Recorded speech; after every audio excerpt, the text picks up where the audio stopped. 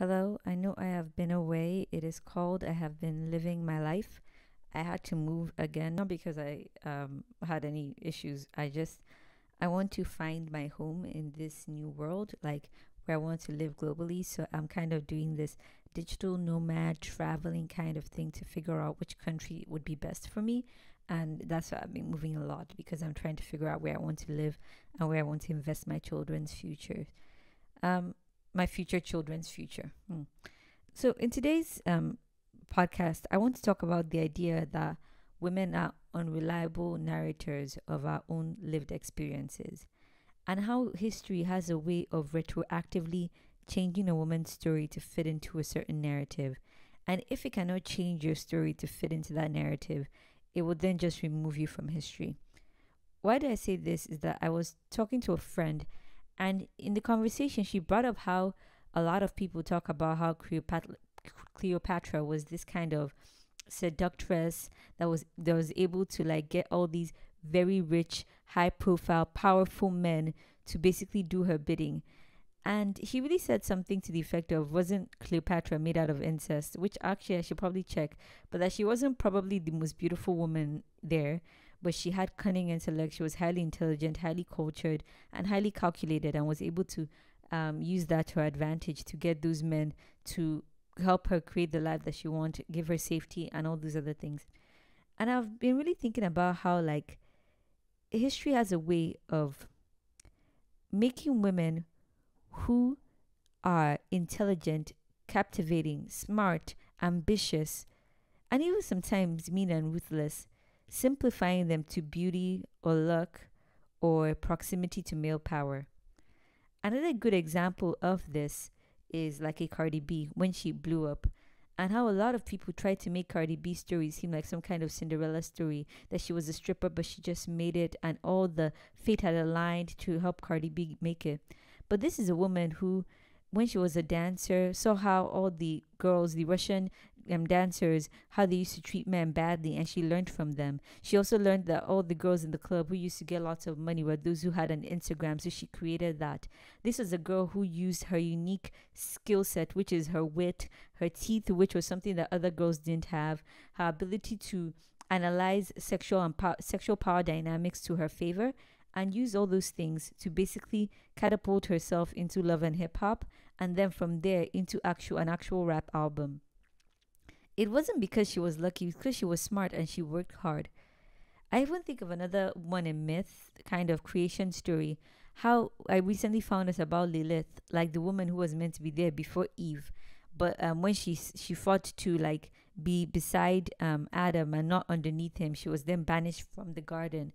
And how Eve, the woman who we finally have the story about, is the woman who obviously fell for the snake and was the one who kind of put us all on this path to eternal damnation.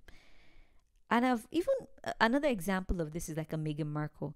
How when she and Harry got together, it's like this woman who has come to destroy the royal family and is here to separate this young Harry from his family. Well, it's probably like this woman is intelligent, is smart. They rolled around the same circles from what people guessed. I don't know where I read this on the internet, but people guessed that it was Serena that introduced both of them because Serena knew Prince Harry because she's the queen of tennis, obviously. And Harry used to watch a lot of tennis, and her and Meghan Markle became friends around like 2014ish, I think. And so people guess that she's the one who introduced both of them. In fact, I think Serena was the one who planned Meghan's birthday shower, so that shows how close they are. Maybe Meghan was just a highly intelligent woman who had a lot of success, who believed in herself and just pursued things that she wanted for her life, and happened to have a smart friend who thought she'd be a very good match for an eligible bachelor. But making her a seductress, a femme fatale, some kind of evil woman, is media's best way of, twisting women's narratives to fit into this myth. Because the idea of a confident, calculated, intelligent woman is just, media cannot just handle that, society cannot handle that, so they have to twist it around. And why did this conversation happen is because I've been thinking a little bit about this Johnny Depp Amber Heard situation, and about how Amber Heard is painted as this evil, conniving woman. and how people really just want to see her suffer because, one, because she's beautiful. And a lot of people, I won't lie, a lot of women who never got male attention, they see this as a power grab to get something back from those evil girls. And the incels also see the same too, to torture a beautiful woman. But I also think the Amber Heard situation, one, it just says, this woman, you're not competent enough to narrate your own story, your own acts of violence. You're not competent enough. We can see right through you. Somehow she's simultaneously a good enough actress that was able to deceive all these men and get the entire Me Too movement behind her, but yet she's a horrible enough actress that everybody on YouTube can psychoanalyze all her moves and see she's a psychopath or whatever that is. Another thing about the entire Amber Heard situation is how there is this pathology to make this woman seem like her anger, her frustrations is just bad. It's like this pathology of like female anger. The best we can all say from this case is that they were both very abusive to each other, which is probably the case. But what is wrong with her being angry and fighting back? What is wrong with her being crazy when she's met with a crazy man?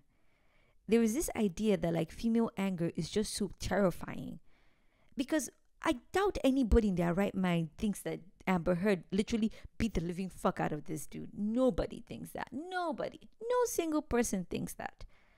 However, there is this idea to like paint her anger as this like she's trying to kill this dude. She's evil. She's the worst thing on earth. And I realize it's simply because society hasn't found a way of contending with female anger. And I'm not trying to justify abuse. First of all, these are two grown-ass adult people. Like, Johnny Depp is twice her age. If a woman half your age with half your power is straight up abusing you, like, dude, I'm going to be like a man and be like, you need to get your fucking act together. Like, that's not my problem. But it's to highlight the fact that anger is seen as an unacceptable emotion for women, especially if it's anger that is unjustified. Maybe unjustified is not the right word, but it's like women's anger has to be towards a political cause. It has to be towards making the world a better place. It has to be towards some higher value. But what if she was angry because this dude was abusing her and she wanted to abuse him back? Like, the idea that a woman could just be angry and take out the anger that she's been inflicted by men is terrifying.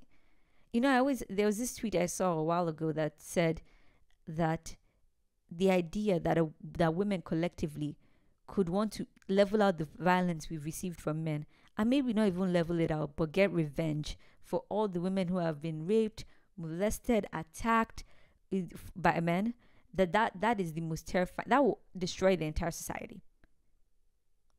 So I think for a couple of things, I think we as a society hate the idea of competent, capable, calculated, intelligent women. When we see them, we try to fit them into certain narratives, certain molds. We try to claim that they're seductresses. We try to make them seem as if they are these women who were able to deceive all the men around them. Or we make it seem like they were just at the mercy of luck. But that a woman who wanted a great life for herself and did what she needed to do petrifies society. I also think society is unready to contend with female anger, female responsive anger.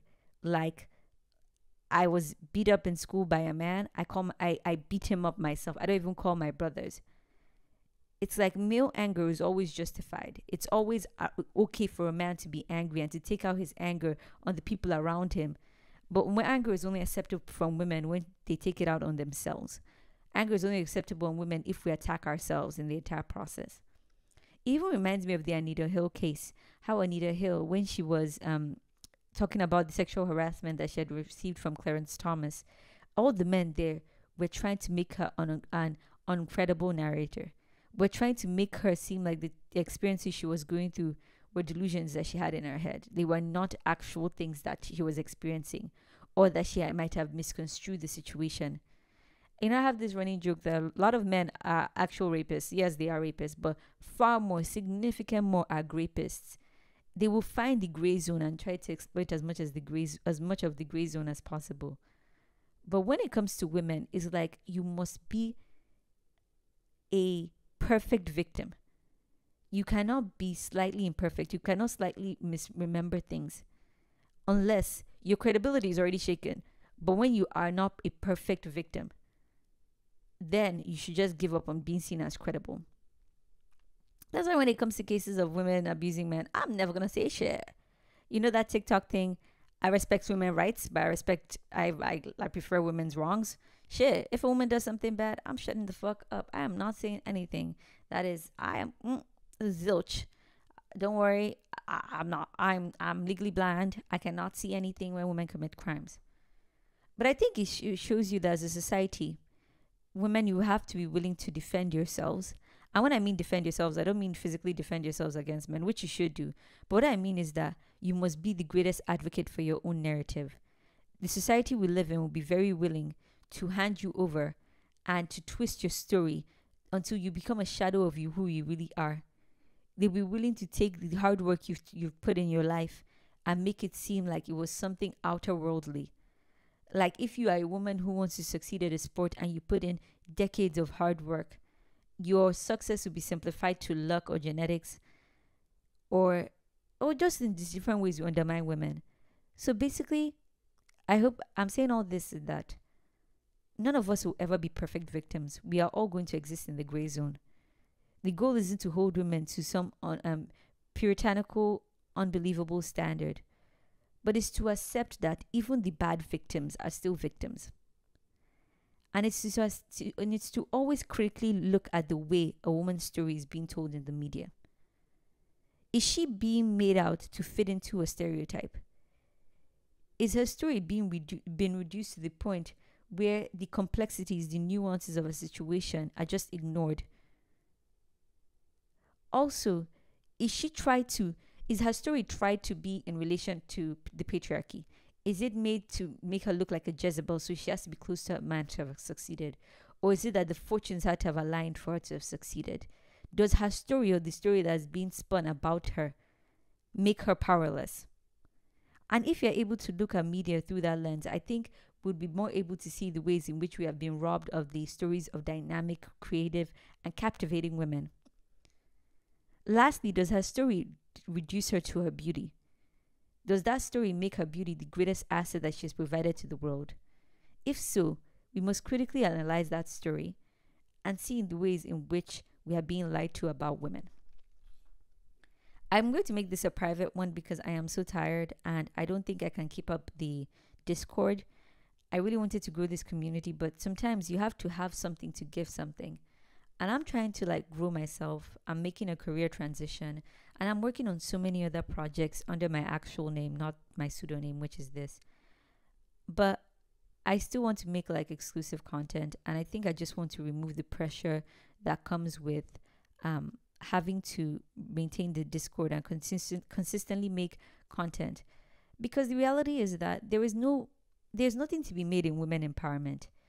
I cannot sell you anything but work hard on your life, imagine, dream big for yourself, and just go after it. The world needs your excellence. I've already said that in a million of my things. I don't have anything remarkable to say, and when I do, I'll always come and say it. But I think I want to summarize this entire thing by saying, we live in a society where the greatest thing a woman can do is actually manifest her greatest self, because that allows the next generation of women to think more of themselves. I think I can be of greater service to women when I work hard on my own life, instead of actually trying to make a podcast or YouTube channel that actually tells women most of the bullshit we're being fed is bullshit. I know I'll be changing things as moving forward because I have other projects that are going to take far more priority. But I want to say I've been grateful for everybody that has supported me in any way throughout this journey. And I want every woman to know that she's far more greater than she could actually ever imagine. And I want women to go into the world knowing that the world is going to be kind and good to them.